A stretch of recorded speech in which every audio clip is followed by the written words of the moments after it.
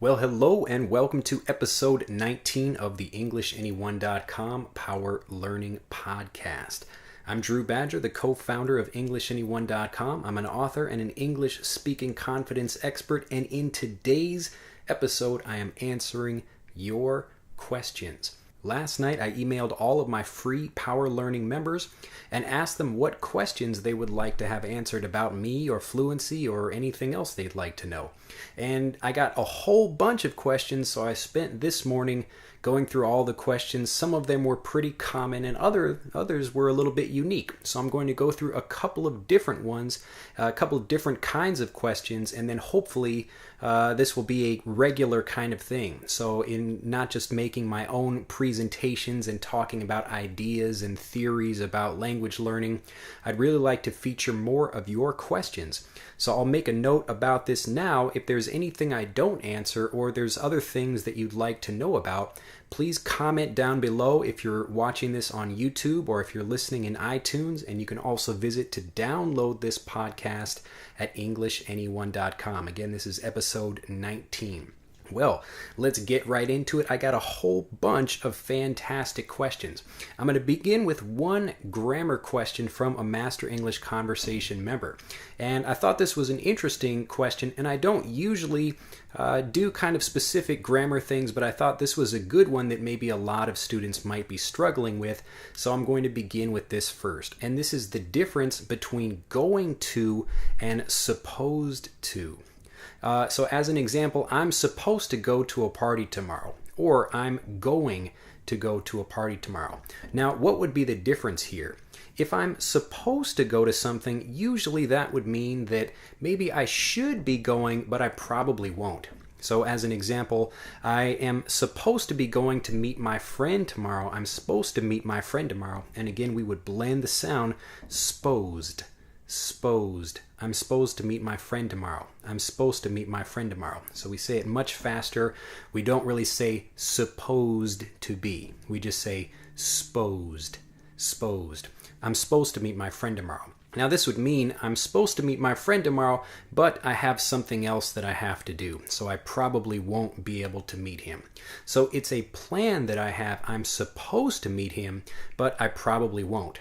Now, if I'm going to meet him, again, I'm blending this also. I'm going to meet my friend. I'm going to meet my friend. I'm going to meet my friend. If I'm going to meet him, I have a definite plan and I will absolutely meet him unless something amazing happens.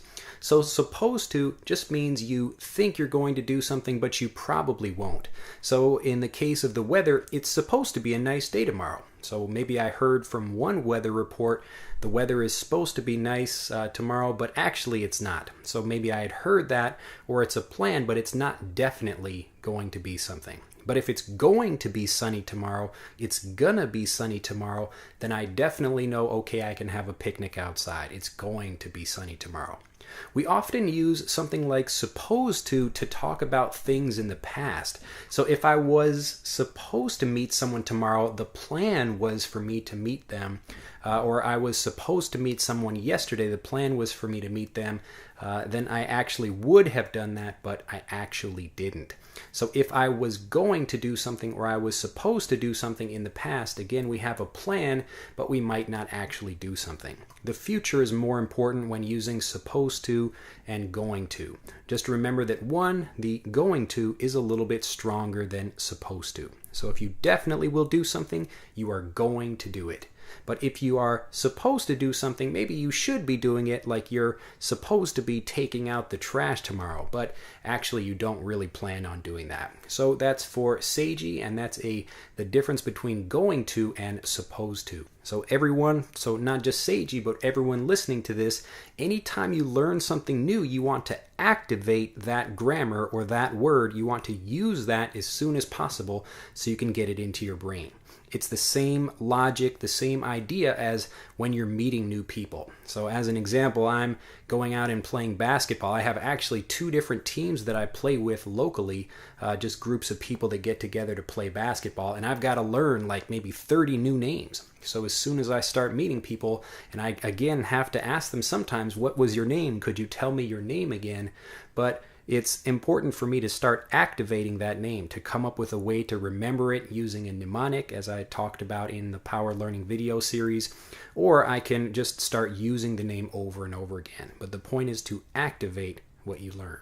Are you going to activate it? You are supposed to activate it, but you are going to activate it. You are definitely going to activate it. All right, we've got a whole bunch of more questions, so let's move on to the kind of bigger things about fluency in general. This next question is from Mario, and this is actually from Facebook. How did I get the idea to ask people to ask me questions about what I'd want to learn or what they'd want to know more about? Now, this is an interesting thing. You know, maybe I think I'm a smart guy, but there are actually plenty of things I don't know. And that's why I ask lots of students what kind of things they're really interested to learn about. Because fluency and English learning, there are so many different pieces to it. There are lots of things you can study and learn. And if you don't have focus about those things as a learner or a teacher, it gets really difficult and confusing. So I tend to focus on, I'm specifically focusing on usually kind of learning techniques and how to get fluent in English faster. So not just learning a specific grammar point or teaching you some words or phrases. I want to give you specific techniques that you can use to learn a whole bunch of phrases or words or grammar really quickly.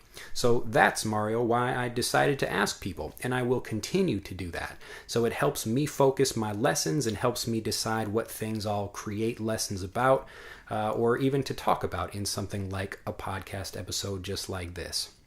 This next question comes from Tigiste, and hopefully I'm pronouncing that name properly. Now, this question is a really interesting one, and it's something that affects lots of learners all over the world. And this is the problem of having some thing that you want to say, but when you go to say it, it just doesn't come out properly. So how do you remember something, or how can you actually make the words come out? Because you can kind of know what they are in your head, but as soon as you're saying them, you have to, sometimes they just kind of disappear, or you get stuck, or you just can't find those specific words. Now, this could be a problem of confidence. It could be a problem of memory. It could be a problem of just kind of training in general. But what I always recommend students in this case is that you have to train yourself over and over again to be automatic. And when you are learning something, it's just like training for a martial art. And in this case, you would be practicing one punch over and over and over again. And really the same thing I tell most learners, and really the same thing that I practice for myself, is that I would much rather know fewer words, but actually be able to use them automatically when I speak. So sometimes I don't mind telling people, oh, could you tell me what that word means? Or I've never heard that before. I don't know what that is. Could you explain it to me? And if you are kind and nice about it, people are usually happy to explain something to you. But the few grammar tenses or something like that, when I was first beginning to learn Japanese, these are the things that I really wanted to master. So instead of trying to learn a whole bunch of information, but not use it properly and not use it automatically in conversations, I really wanted to have something, a kind of toolkit. So I wanted to have one grammar point that I really know how to use, like the past, like the simple past. And then I really master that, and I practice that over and over again until it becomes automatic. And then I can understand the patterns and how to use that with other people and then other phrases as well. So I can begin building off of those things. So really the best advice I can give you here, especially if this is a problem of not being able to say something automatically, the best thing I can advise is that you really have to kind of contract the things that you're learning. Try to learn less, and then you can actually take those things and really do something magical with that, which is master those specific things. Because once you do, that will give you a foundation to learn all of the other things and then really be able to have much better conversations. And the benefit, again, is that it will all come out automatically. When I teach in Master English Conversation, I try to limit, this is about maybe 100 to 150 new words and phrases each month. So I try to keep it kind of challenging, but again, that's only a few words or phrases a day if you really take time and go through the lessons. So I really want students, all the members in Master English Conversation, to remember all of the words and to really take time to master those things. You may go through the lessons quickly, but if you don't take the time to master them, then you're just wasting your time. So take your time and really go through and learn lots of things, but make sure you master them before you move on to something else. And that will help you use them automatically and not get stuck in conversations. The next question comes from Vi, and this is, how can I stop thinking about grammar rules when I'm speaking in English in conversations?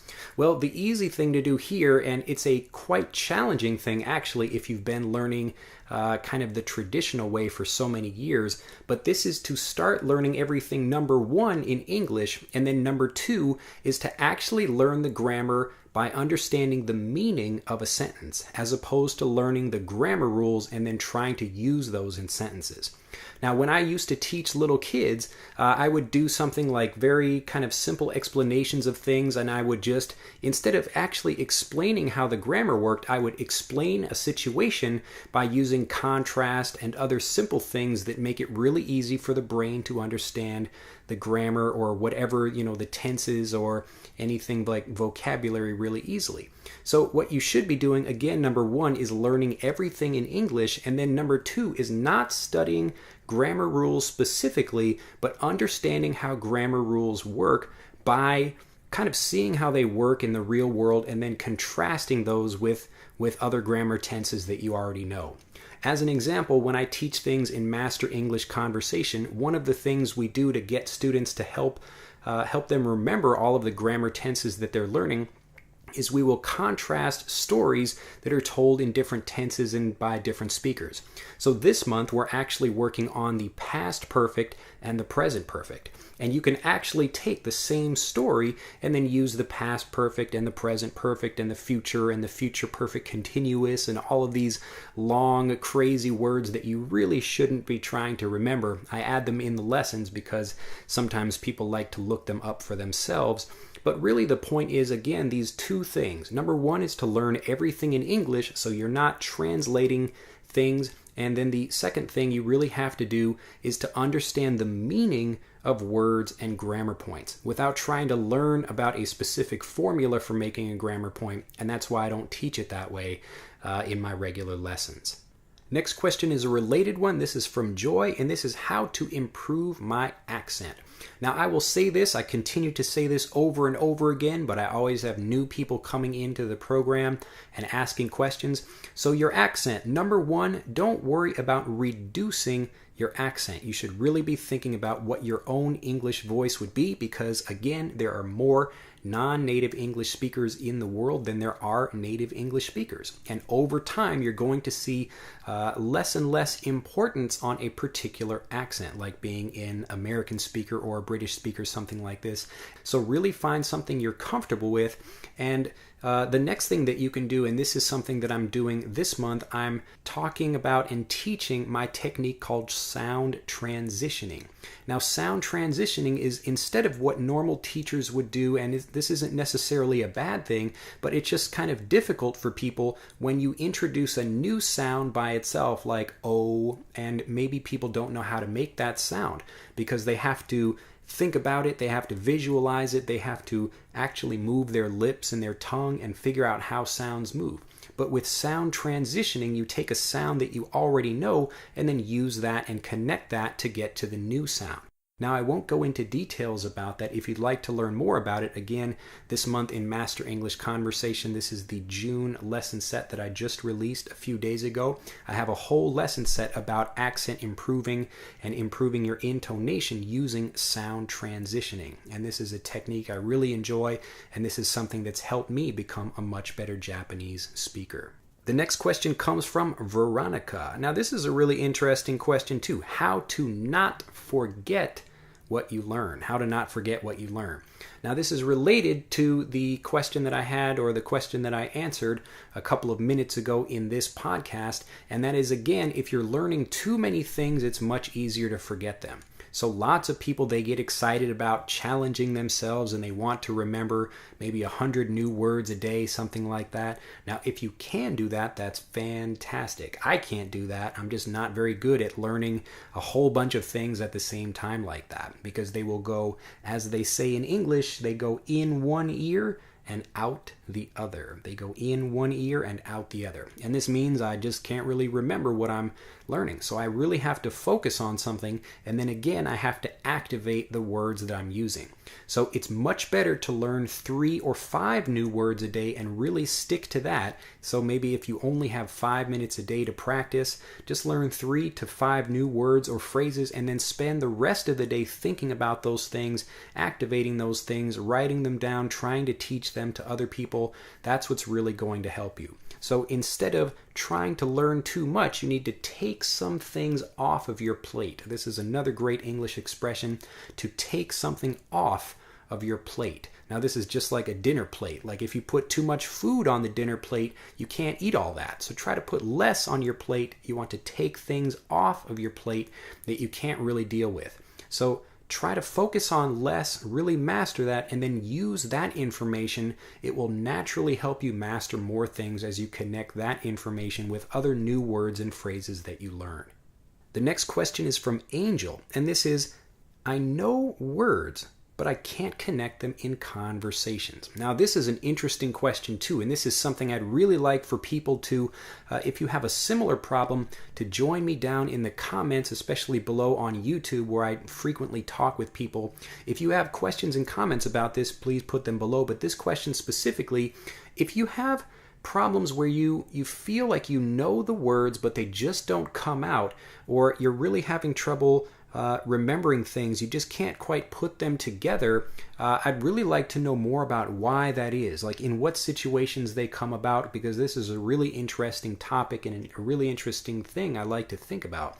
But it would help me more, and I'd be able to produce better lessons for people if people were very specific about the kinds of problems that they have. So again, that's another reason why I'm asking people about the things that they're struggling with and the questions that they have for this podcast. For this question specifically about not being able to take the things that you already know and be able to weave them together or put them together in conversations, usually it's a problem of too much information, or you just don't really have much practice producing longer sentences. So some people, maybe this happens to me even on occasion when I'm speaking Japanese, I will come up with a few things I'd like to say, but I can't quite weave them together automatically. And this ability to weave them together, it's tricky because it requires a lot of different skills to come together. So one of those skills is memory, one of those skills is grammar, one of those skills is pronunciation. So you have to be almost like a weaver to become a fluent speaker. And the best way to do this is really to focus on all of these pieces of the language, like the grammar and the words and the vocabulary and the accent, all of these things, and then that way they become automatic, and the weaving of it happens subconsciously when you speak. Right now, I'm kind of thinking about what I want to say, and I'm a fluent English speaker, so words come out pretty easily. But really what I'm doing is taking ideas that I have and subconsciously weaving them together from all of the previous examples of things that I've heard in movies. And so when you hear people speaking about things, sometimes they're taken from movie quotes or just other phrases that they learned or heard speaking with people. It could have been maybe from a college class or a TV show, all of these things. And these little bits of information, the more you use them and the more you master these things, that's kind of the secret ingredient to really being able to have great conversations where you can weave things together without thinking about them. So I'm still thinking about what I want to say, but when I'm ready to kind of say it or push it out of my mouth and actually make it a real thing that people can hear, that's when I'm letting my subconscious mind take over and figure out the best way to express those things. So I'm still thinking, and even though I'm a native speaker, maybe they don't come out as quickly as I'd like them to, but again, I'm taking little phrases and bits and other things like grammar and vocabulary, and I'm letting them weave together automatically. So the best way to let all that happen, to actually have things come out, to not get stuck when you speak, is to really practice all of these individual things, and it takes time, and it's one of those things, and it can be quite tricky for people. Another question I actually got was what's the percentage of people actually that people get fluent? So people that are maybe learning in a program like mine or like any other language learning program you could use. Now, the answer to that question is, well, it almost depends on the individual learner. Now, I don't have any specific numbers or percentages about the number of people that are able to learn something. It kind of depends. It's like the same thing for business. How many people become successful businesses, or they create successful businesses after a certain amount of time? And there's a lot of failure in that, just like there's a lot of failure in language learning too, because there are lots of different ways to learn. And I think it's quite easy for people to begin teaching the language even if they don't know exactly what's the best way to learn. So as an example of that, I came out here to Japan to teach, and I was in the JET program, and the reason I did that is because I wanted to study Japanese gardening, but I couldn't get a visa to do that. So it was actually it was kind of a necessity in order for me to come to Japan. Now, I really enjoy teaching, and I've found that I really love it, and that's why I continue to do it today. But when you're coming out to like a country like Japan, you don't need to have a teaching certificate or anything like that. So lots of people come here and they don't necessarily have experience being a teacher, but because they know the language, maybe they think they can teach. Now, this could be a good thing or it could be a bad thing, but if you have all these different people that are trying to learn and people that are trying to teach because everybody knows the world's language, that kind of thing, it can be a bit trickier for people to learn as a result of that. And that also affects whether or not people they have good advice, whether or not they can actually become fluent speakers. And incidentally, that's the same thing that happens with business. Everybody deals with money in some form or another every day, and that's why everyone has advice about money. So maybe, and this is a big thing, it's very important to me, that if you want to learn how to become rich, or if you want to learn how to become fluent, you need to talk with the people that have actually done it. That's really the best thing, the best advice you can get, because you will get advice from anyone that speaks English about how to become a better English speaker or how to learn the language. Just like you'll get advice from anybody that makes money or spends money about how to become rich. Now, I could talk with someone like a financial planner, and if they don't actually have a lot of money themselves, I might be wasting my time. They might know some good information, but again, I really want to connect with the people that actually are where I would like to be. So if you're thinking about that and you can actually find people that know what they're doing, you can really improve your chances of becoming fluent and increase the speed at which you get fluent. But you just have to be careful about who you learn with and what the kind of systems are and how those systems were developed. So in my case, I created Master English Conversation because I struggled to get fluent in Japanese. And I really had to figure out what were the best ways to do it. And in my case, I didn't really have anyone to teach me specifically. So it took me a really long time to develop a system, actually many years, to really figure out what was the best way for me to get fluent. And then I started teaching that to other people and continuing to refine the program. And I still, even though Master English Conversation, we are now in our, I think, 30th month. So over 2 years that we've been running the program, it still continues to evolve and change each month. And I'm sure we will go through many different changes in the future. So even though I can't answer that question about what percentage of people become fluent, what I can say is that the people that study with the people that are actually fluent and know how to do it in the same way that the people who learn from business experts that actually have made a whole bunch of money, they have a much higher percentage of becoming fluent or becoming rich than most people do that are studying with traditional methods. The next question is from Ty, and this is how to understand the English on TV shows and movies and news and music and things like that. Now, again, this is a really tricky thing, and this is something that I talk a lot about when I'm explaining to students the value of something like Master English Conversation. Now, basically, you have usually two kind of groups of students. you have the students that have studied the traditional way and they're continuing to study the traditional way, but they don't really get access to the native conversational English that they should be learning, and that's why they don't get fluent. And then you have the other group of students that are trying to watch movies and things like that, but they really struggle and they find it difficult to get fluent because there's just too much information at the same time, too many idioms, too many phrases, too many other things, and if you really don't have someone to guide you through it, someone to show you what all of these things mean, it really can just be very frustrating for you.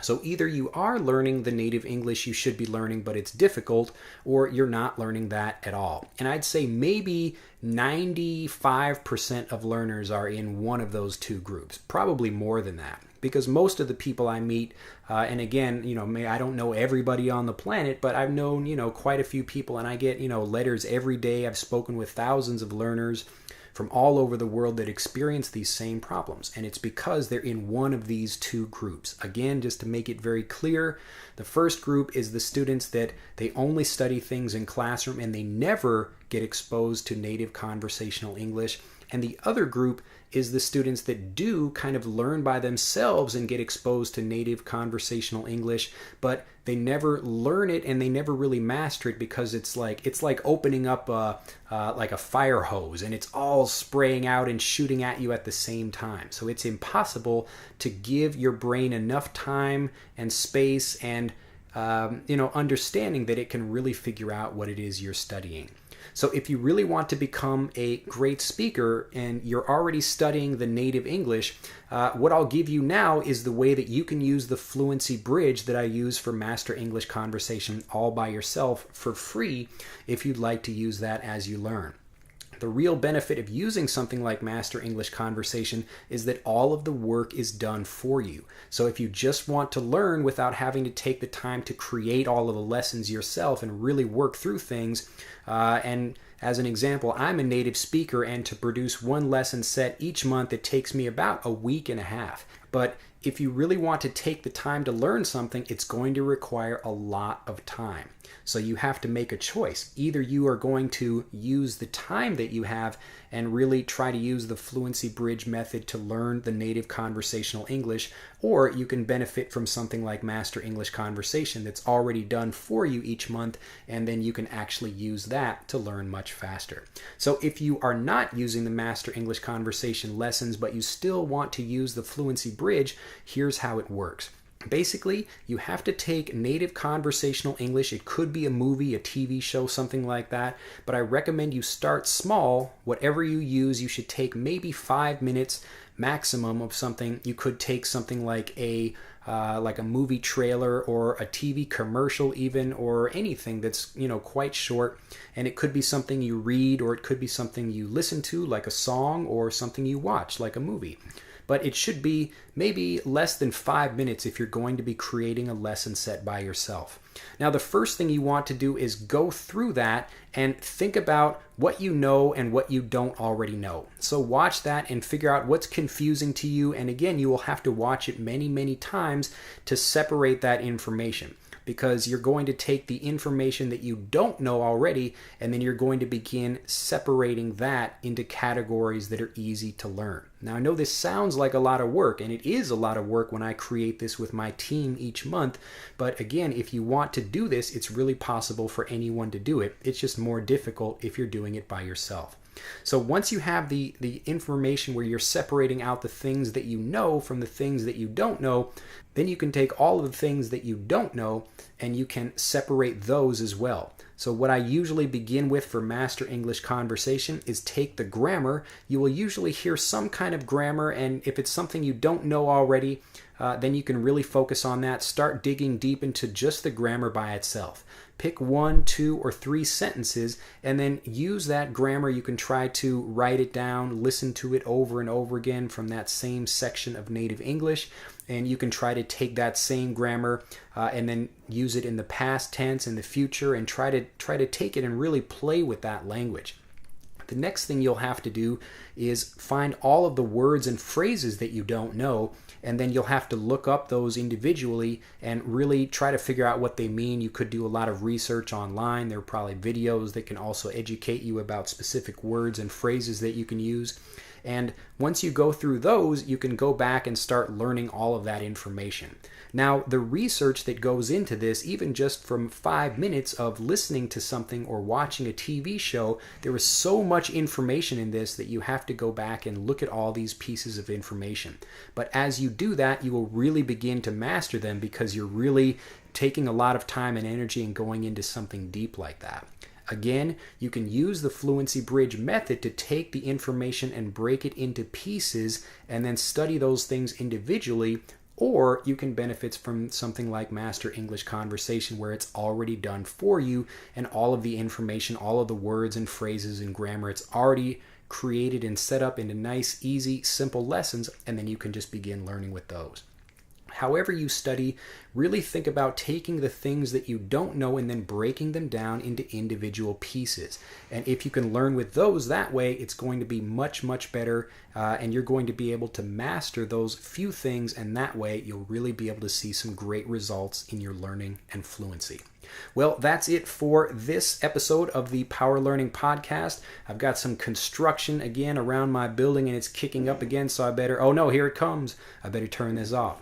Anyway, if you'd like to learn more about Master English Conversation and you're watching this on YouTube, you can click on the link in this video or right below it to get a whole collection of Master English Conversation lesson sets.